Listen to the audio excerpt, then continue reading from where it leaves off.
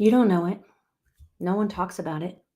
But there is a dynamic at play in your relationship that is keeping you small, killing your intimacy, poisoning your partnership. And it's in the way that you fight, the way that you connect, the amount of mental, emotional, and household labor you do or don't do. It's in the way that you silence yourself to keep the peace. It's in the way that your communication turns to conflict. And it's not just you, of course, it's all of us. And until we name it, it owns us. Its name, my friends, is patriarchy. And until recently, even I didn't recognize how big a role it played in my relationship. But now that I do, there's no going back. So I wanted to show up today and share some of what I learned, what I'm learning, because there is no way any of us are going to have truly intimate, connected, real partnerships if this shit doesn't change.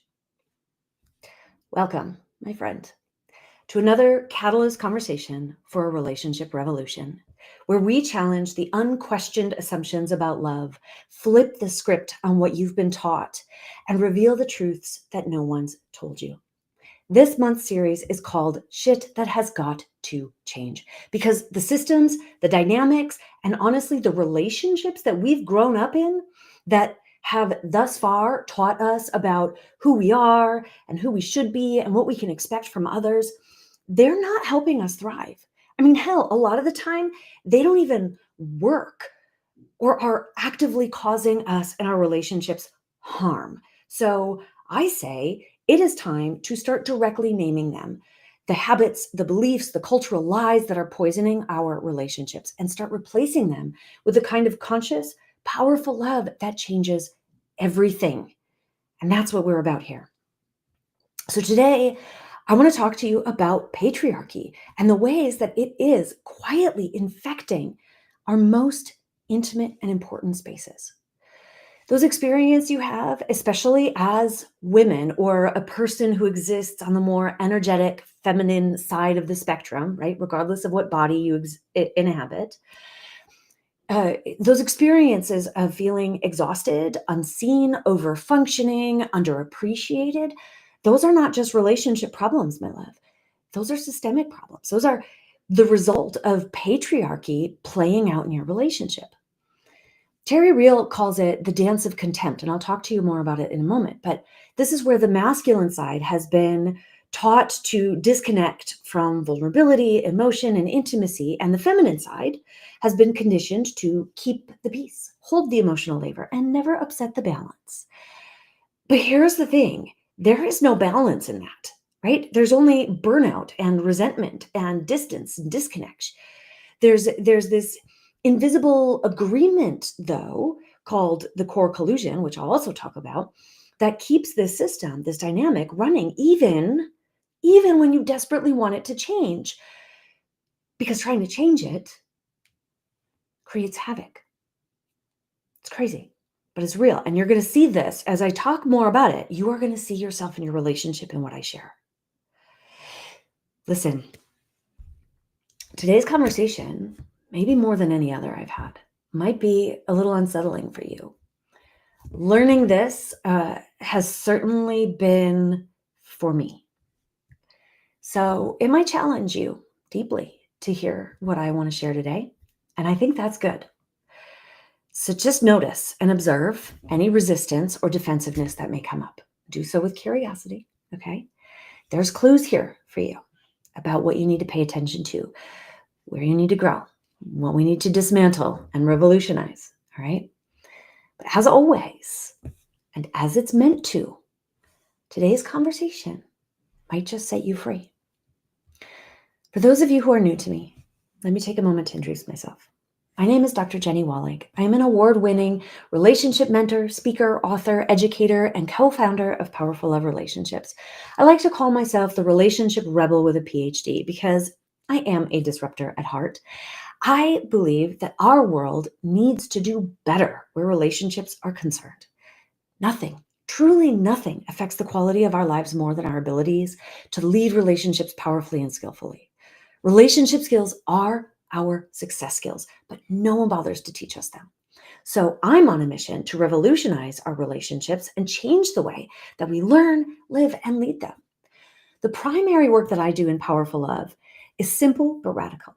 Through a combination of education, empowerment, and deeply held support, I help powerful women have powerful marriages, ones where their voices are heard, their needs are met, and their partnership is a partnership that feeds and fuels all of their dreams. And I do that even if their spouse or partner is not doing the work with them at first.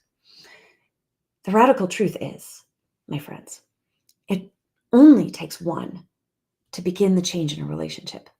And that one starts with you. Okay? No more giving your power away to someone else. Of course, spouses are welcome and encouraged in this life-changing work because, none of us want to be doing this work alone, nor should we. We want it to be a partnership, but I digress. When partners do sign up to engage in this transformational journey, my partner and soulmate, Calvin, the other co-founder of Powerful Love, gets to work with us too, which is a really amazing and powerful opportunity, I'll say, for lack of a better word. So in these catalyst conversations and really in everything that we do at Powerful Love, the goal isn't just to teach you how to do relationships better. It is to redefine and unlock more of what's possible, right? And to empower you, my fellow visionary, to have the kind of relationship that you desire and deserve without having to wait on anyone else before you get it. So, are you ready for today's conversation? It's a big one. I'm excited to have it though. Let's dive in. I'm going to ground myself and take a sip of water. So, when we talk about patriarchy, most people think of it as like an external system, right? They think about politics and pay gaps, leadership imbalance, men holding more power and influence than women, right? But patriarchy isn't just a social system, it is a relational system. It's a way of being. And whether we want to or not, we all grew up in it, which means we have all internalized patriarchy. Okay? You may resist that.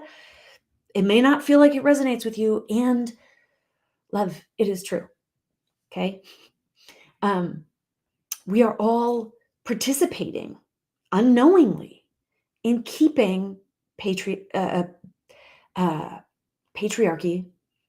alive.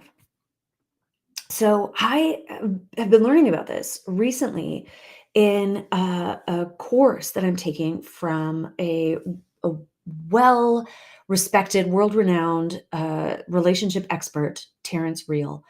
And he talks about like 3 rings of patriarchy. And I wanted to share them with you because I think that they provide a really solid understanding of kind of how, like, what patriarchy really is, because I want to bring this abstract concept into a more tangible reality for you, and how it shows up in our relationship dynamic, right? Because I want you to see that, because when we can see it and when we can name it, then we have the ability to do something different with it, right? In Powerful Love, we teach something called the power formula. If you haven't heard me talk about it, it's really simple and really quite profound, actually, when you get how powerful this formula is. The power formula is this: awareness equals choice equals power. It means when we have awareness about something, it gives us choices around what we want to do with it, right? It moves us out of automatic reactivity, right? Out of our programming, out of non-conscious just doing, into choosing consciously, responding, deliberately, creating our lives, right? And the ability to choose for yourself how you want to respond, how you want to think, how you want to feel, what you want to create, that is power, okay? Awareness is choice is power. So we're bringing awareness here so that you may have choice and so that you may be empowered to create something different in your life and relationship. All right, let's talk about these 3 rings. Um, Actually, let me back up. I want to start by saying that um, the biggest complaint that shows up in relationships is connected to a desire for more intimacy. Now, I'm not talking about like sex or physical touch, right? I am talking about closeness, connection, an open heart, to be known and heard and felt and appreciated and cherished, right? To know your partner, to be let in on who they are and into their world, to feel safe enough to be fully honest, fully held, to turn towards your partner, right? That type of intimacy, that type of connection and closeness, that is at the heart of our human relationships. That is at the heart of our survival, actually. And science is starting to prove that that kind of human connection is necessary for our well-being. And it is that kind of connection, that kind of intimacy, that uh, patriarchy kills, right? That is what is most deeply affected by these dynamics.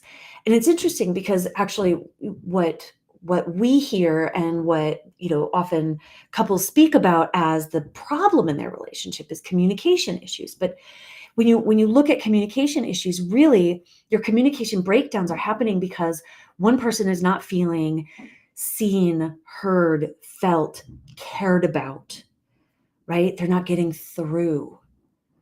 Their attempt to reach their partner is being met by a wall of defensiveness. The intimacy, the closeness, the connection is not there, right? It's the same thing. Our communication is breaking down because the intimacy, like that connection, that closeness, we don't know how to do that. So we can't communicate. It's also why we can't have sex or have good sex or aren't having enough sex or aren't enjoying sex, or women don't feel like they want to say yes to sex, or whatever it is, right? Like there's so many pieces to this, right? So this patriarchy is cutting right through the middle of all of these.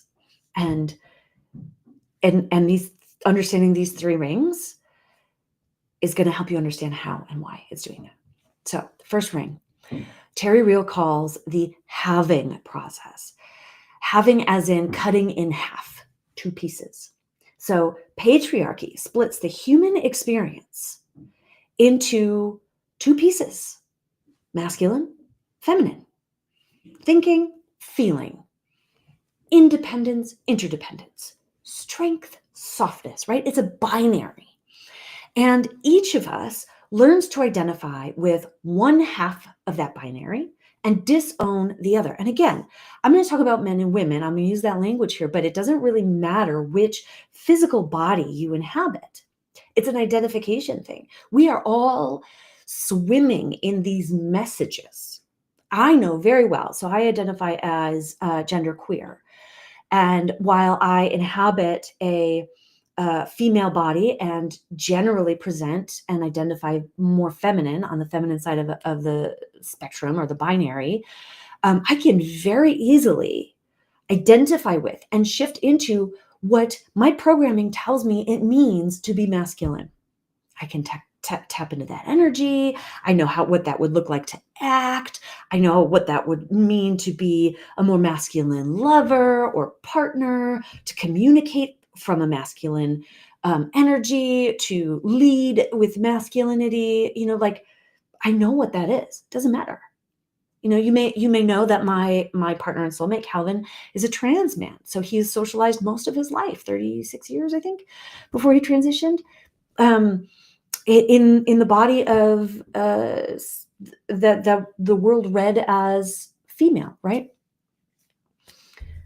Doesn't mean that he is not still very much inundated in what it means to be a man, right? And the impact of patriarchy that shows up even in our dynamic as a queer and genderqueer woman, as a transgender man. Like, y'all, we both thought that we were like, pretty removed from this.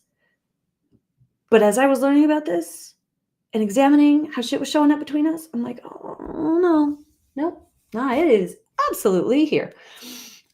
Maybe not in the same ways or the same extremes that it may show up for those of you who identify as cisgender and heterosexual, in your dynamics, or maybe not for those of you who grew up in a time where gender roles were even more rigid than they are, for my generation or for the generations that have come since Cal and myself.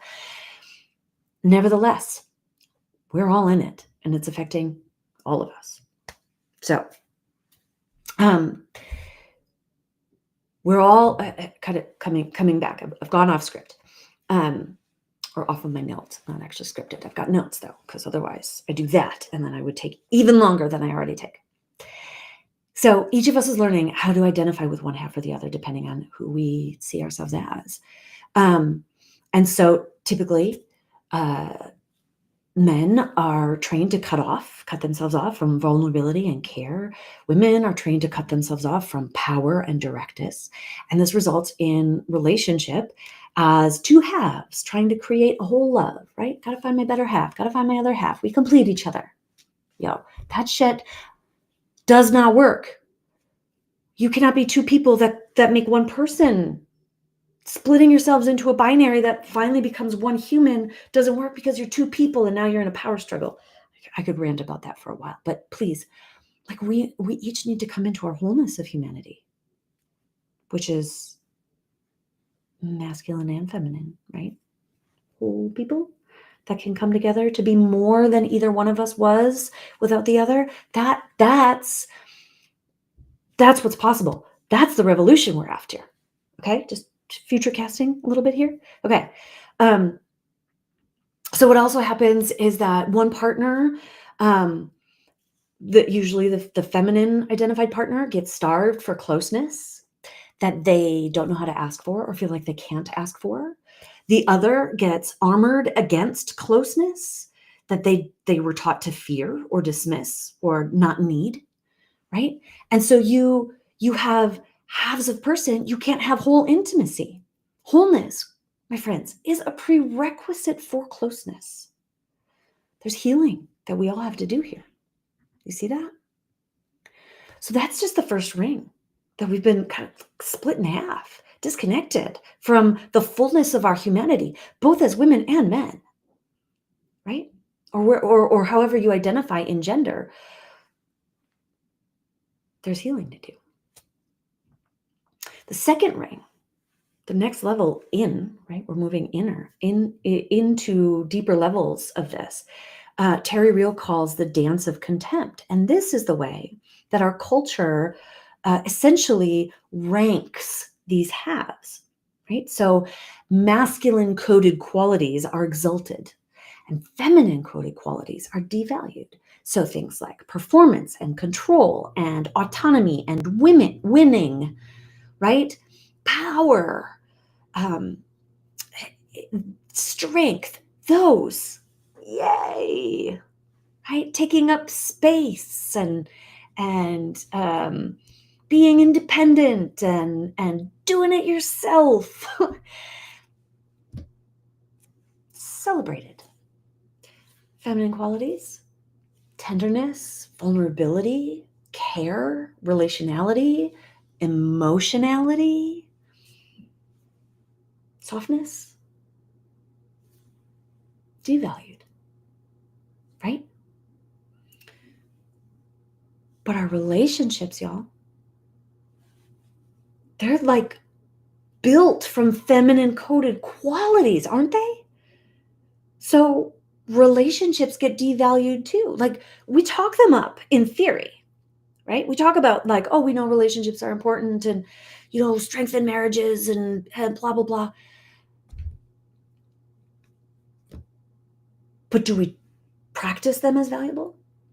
Do we teach people how to do relationships well? Are relationship skills valued in our education system? Right? These soft skills, are we taught? The ones that we really need to be successful? Listen, no. So what this results in is that Our men or our masculine leaning folks are rewarded for their distance, for their independence, for their problem solving, for their staying logical. Our women, our feminine presenting folks, are rewarded for their caretaking and their accommodating and their keeping the peace, right? But when she asks for the closeness that she desires, it's framed as too much. When she expresses emotions, she's seen as too needy. When he stays defended, though, right, he feels justified. It's seen as reasonable. It's funny. No, you know what? I'm going to share this story. I'm going to share this story when I get to the next ring. Actually, it fits better there. Okay. So I'll say this.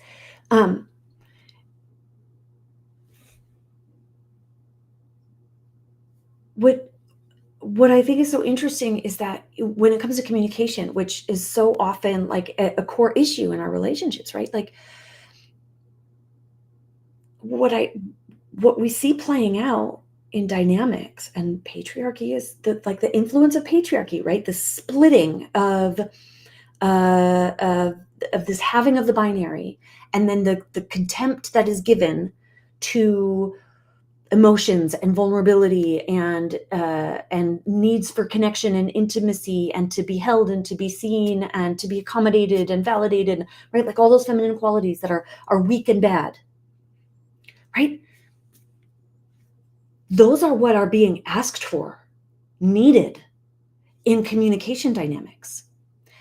And it's typically the woman or the feminine energy who is asking for those, and the man or the masculine energy gets really frustrated. And you know what I hear? And listen, guys, if this is you, I love you, and you need to hear this because this is getting in your way, and it is sabotaging your ability to have better communication, to have closeness, to have a good relationship. It's creating harm for yourself and your partner.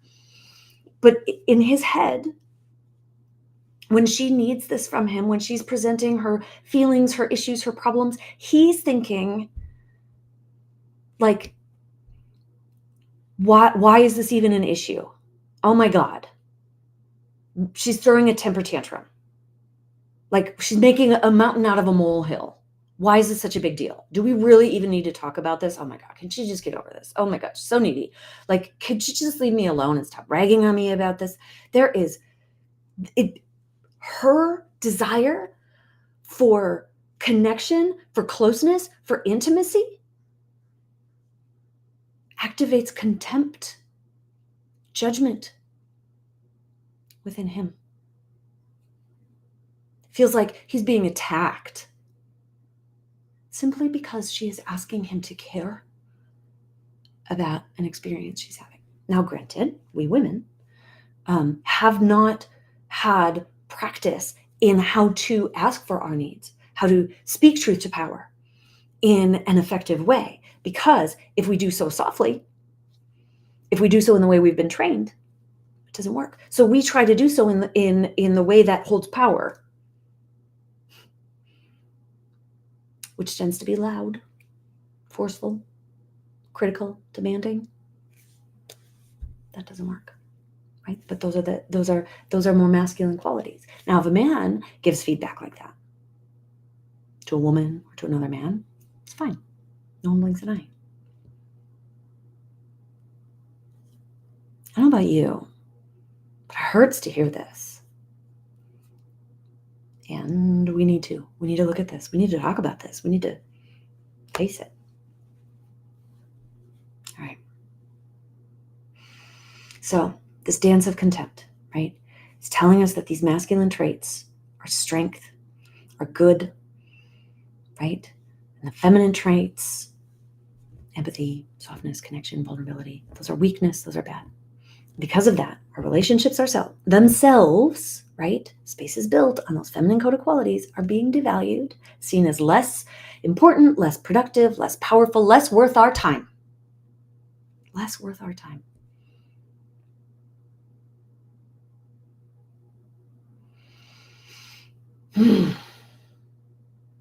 So It's interesting, right?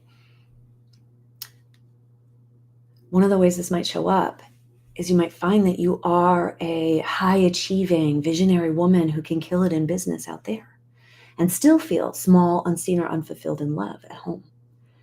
Because the thing that you most want at home, intimacy, has been coded as weakness.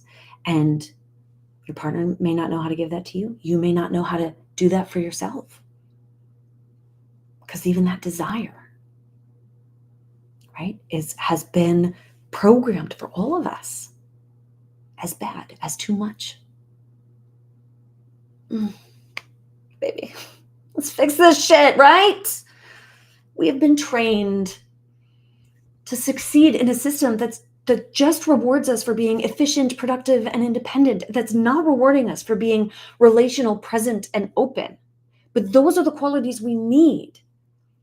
And while we may not be rewarded in that system yet for those qualities, we will be rewarded for those qualities in our relationship, our marriage, our family, the impact we can make for our children's lives, the legacy we leave, and how we learn to relate in our own minds to ourselves, with our self-esteem, with our team, with our friends, with our colleagues. It's amazing what we can change when we give ourselves the opportunity to flip the script and decide for ourselves that these qualities are powerful, are important. Not that the masculine ones are unimportant, but we integrate them and we take them both for ourselves, right? We become whole. But that's not the end of this conversation. There's more. I know I'm going long. This is a long one, but this is a big one. It's a really, really big one. The third ring, and this is where we go deeper. This is where it gets even harder maybe to look at. Terry calls the third ring the core collusion. And the core collusion is this. It is the unspoken agreement between people that keeps this hierarchy intact, that keeps patriarchy playing out. The one-up person, typically the masculine person, the person with the power, the person whose qualities and traits are valued, must not become dysregulated, must not be upset. We cannot upset the power. So the one down person, usually the feminine energy, must manage him, right? So we soften, we swallow our words, we edit what we want to say, we tiptoe around him, we redirect our thoughts and feelings. Why?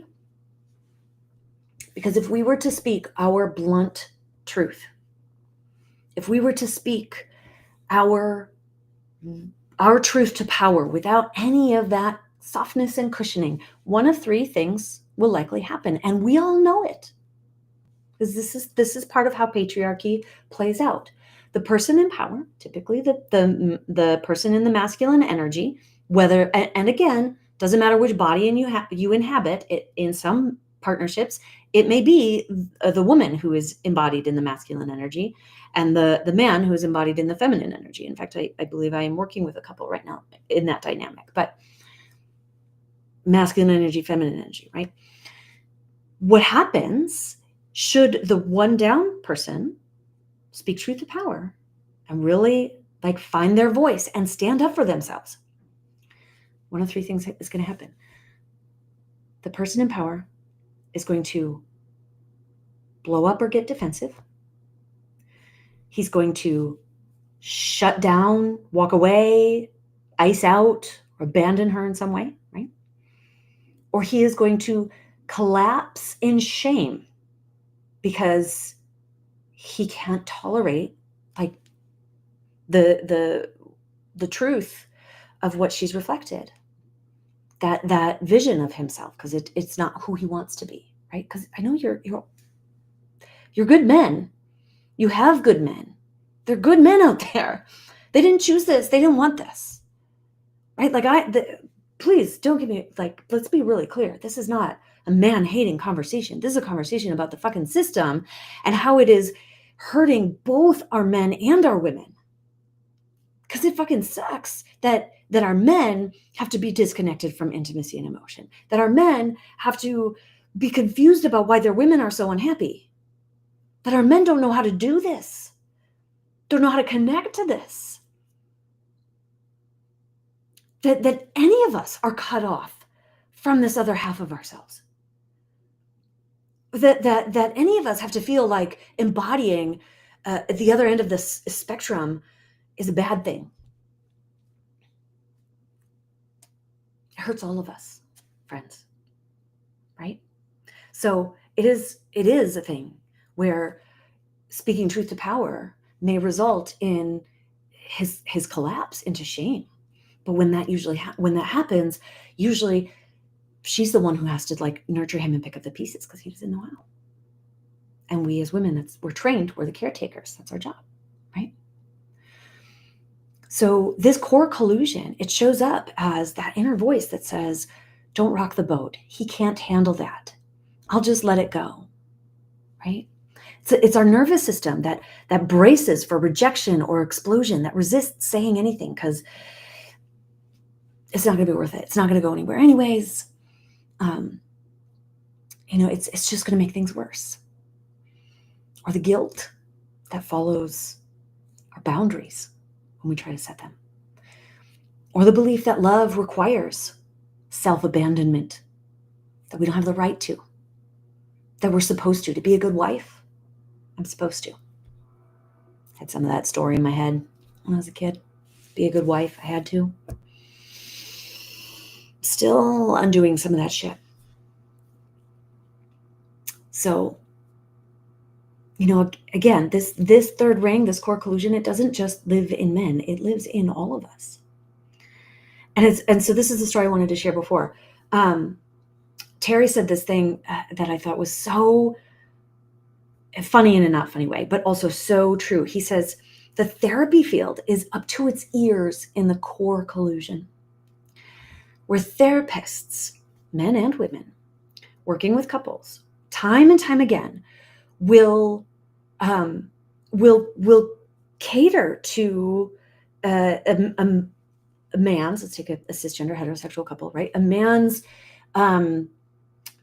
feelings, will make sure that he is regulated so as to avoid him blowing up, shutting down, or falling to pieces. Because if the therapist activates the man, speaks truth to power, calls him in on his shit and the way that his actions are harming the relationship, his lack of intimacy or closeness or participation or openness, right? Like his position of power is harming the relationship.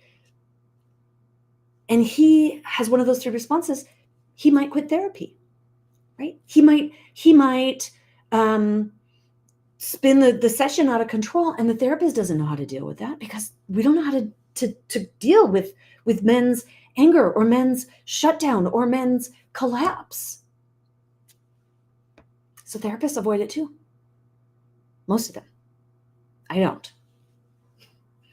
This is part of maybe why I call myself a rebel. It's part of the gift of having this rebellious spirit, because I've always kind of been like, nah, I want to challenge. I don't care. I'm going to challenge you. But I have since come to recognize like that is a very necessary component in supporting transformation in relationships. Is we've got to speak truth to power. We got to find our voices and really name and reflect what's happening and the consequences of what's happening, right? Because every time that you shrink to keep the peace, every time you play small so that your relationship can be harmonious, every time you just let it go, but it stores back here as resentment, and you're sacrificing a little bit of yourself. And every time you manage someone else's emotions so that you can stay safe, that's the inner ring at work. And honestly, love, It's not a loving thing to do. It is a controlling thing to do. It's just another form of control. You regulating someone else's emotions, trying to make sure that they don't have feelings. It's codependence, and it's also control, because you are not allowing them the opportunity to see or hear or feel the truth of you, the truth of the relationship and what's happening. And you are controlling their emotional experience and their whole experience of the relationship by not sharing that truth, so that you don't have to face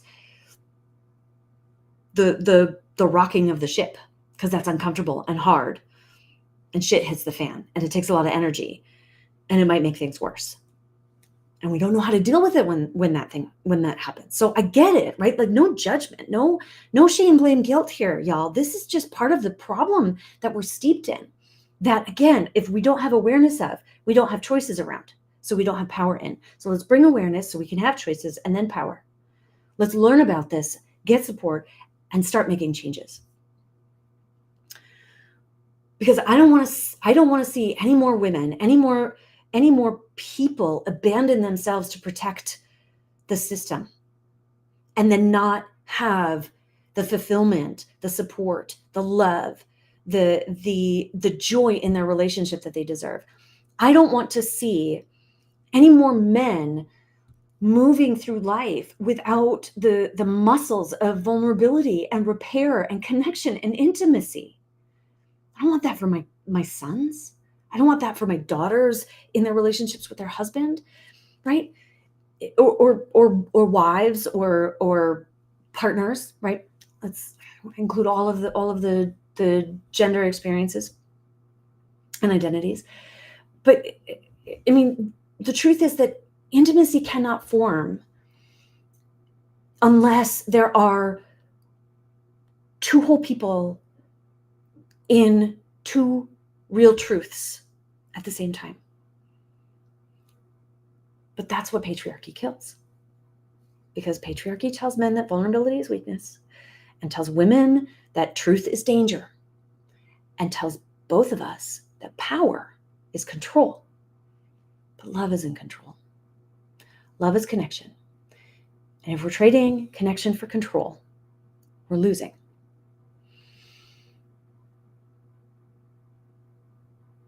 To break this, we need safety and truth together. This core collusion, this inner ring, buys temporary safety at the cost of truth, and that's going to destroy closeness. But the moment that you start noticing this inner ring at work and start bringing your truth, your voice into the picture, right? Start shifting for men, start shifting out of the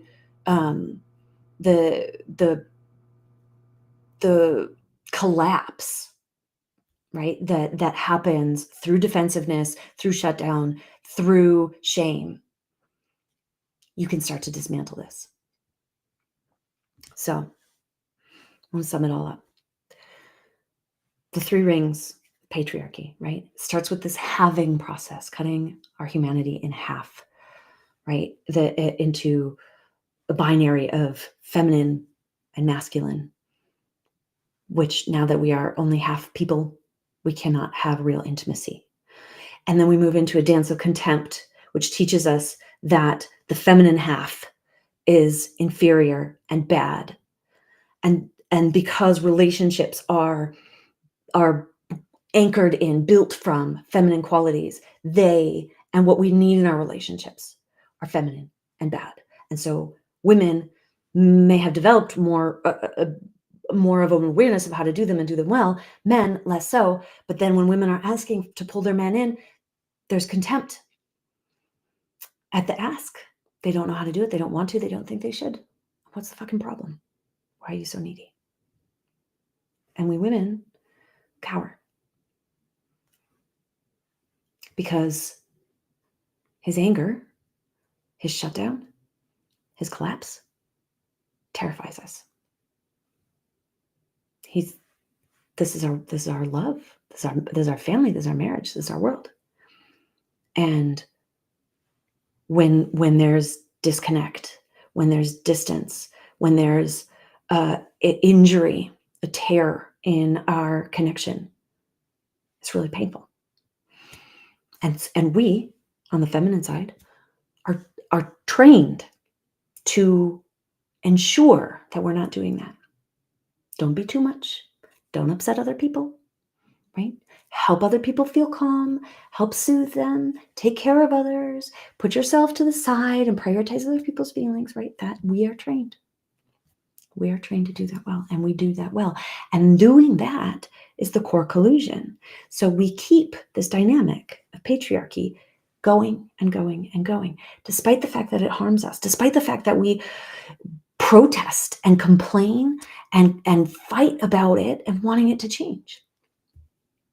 So yeah, we've got communication issues. What we really have are intimacy issues created by a system that punishes us for it. Well, that punishes the qualities that intimacy requires. Here's the truth, friend, and I'm starting to wrap this up. Patriarchy doesn't just harm women. It starves everyone of intimacy. The very thing that women in general crave, emotional connection, vulnerability, openness, it's the thing that men were trained to fear. But men need it too. And the very thing that men long for, acceptance, respect, closeness, tends to be the thing that women stop offering when they get exhausted from overfunctioning and not getting their needs met. So we all end up living parallel lives instead of shared ones.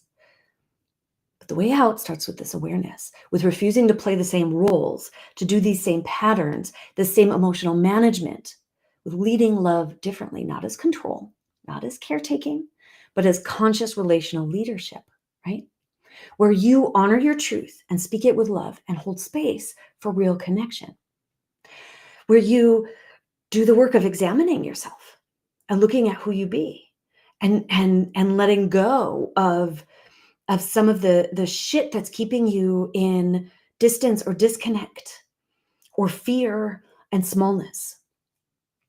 This is how we dismantle patriarchy in our relationships, not through blame, but through bravery. Y'all, it takes courage. Courage to lead love in a way that expands everyone involved, and that growth is painful, it's challenging. You know, it's this is, again, it's huge, it's systemic, and it's everywhere, and it's so deeply programmed that it's not something that we're going to undo right away.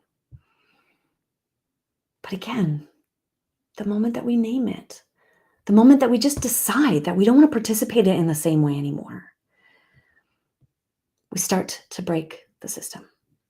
And that's what it means to lead with love. That's what it means to lead a revolution. And I want to just share, because I shared in the beginning a little bit that this revelation of how deeply rooted this is, even in my own relationship, is fairly new to me. I just want to share, in the beginning of Cal and my relationship, when I learned to do the work to lead my relationship, a lot of it, in full transparency and vulnerable self-disclosure, looked like emotionally managing him, right? I could handle his outbursts and defensiveness. I didn't call it out. I didn't ask for my needs to be met. I just let him. And it was fucking hard, and I did not like it, but I did. That's what I needed to do right then. I thought maybe I could have done it differently, but I thought. But there was this moment after a while when things had settled and he had gotten a little more capacity where I had had enough, and I let him know, I can't keep doing this. And I let him know, seriously, if this shit keeps happening the way it is, I'm out. And that was a pivot moment where he started stepping in way differently, way more. I didn't realize it then, but that was when I started speaking truth to power. Now, fast forward 9 years, 8 years. I think this is 8 years later now.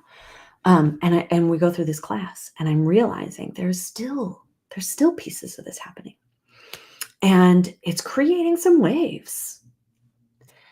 And I don't think we're done with it. But I'm realizing there's still places in our partnership where I'm doing more than I want to of regulating and soothing and protecting. And I love him enough to do some of that. But I love him enough to call him into his greatness and ask him to learn to do more of that. And it's making things a little messy, but I welcome it because I know that through that mess, we are leveling up. And that's what it takes to get to our next level. So this is what's possible, right? When we dismantle the hierarchy inside our own homes, when intimacy is not coded as weakness, accountability isn't seen as an attack, when the feminine is no longer responsible for everyone's emotions, and the masculine is no longer ashamed for having them. That's what real partnership can look like. That's the dream, I think, for most of us, at least. I would say most of us on the feminine side. But this is my vision of what love liberated from patriarchy can be like. Inside the relationship revolution, I shared a story about an experience Cal and I had recently, which was a side effect of learning some of this. And you get behind the scenes looks at how Cal and I are applying the things that we're talking about within the relationship revolution group. And we're going to do an activation, right, this week too, because we understand that learning doesn't just happen here. It happens when we practice and embody it. So get ready to practice understanding greater, deepening your understanding of how this is showing up in your relationship, practicing reclaiming power without resentment, leaning into deeper levels of intimacy and connection, right? And starting to dismantle patriarchy in your relationship. If you are not in the Relationship Revolution membership community, but you know that you're ready to revolutionize things, you want to stop carrying it all, stop playing small so someone else stays comfortable, to start leading change so you can have the love that you deserve, then this is your invitation to join, babe.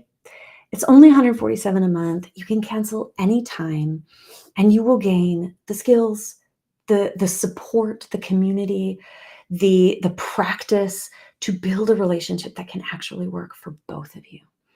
The investment of $147 is for you and your partner if he, she, or they want to join. So I will have the link for the Relationship Revolution in the notes or the description of this Catalyst conversation. Until next time, I hope you will join me. I'm live in these Catalyst conversations every Friday at 12:30 p.m. Pacific. Next week, we are getting into another episode of Shit That Has Got to Change. I am talking about yet another big idea that is invisibly affecting us. But this is a shift that how do I want to talk about it? We're going to talk about selfishness, but I'm going to teach you the right kind of selfishness, because there's a right kind and there's a wrong kind. And I want to help you step into the right kind of selfishness so that the wrong kind can stop and you can start having more of what you want in your relationship. Okay? Until then, my loves, keep leading with love.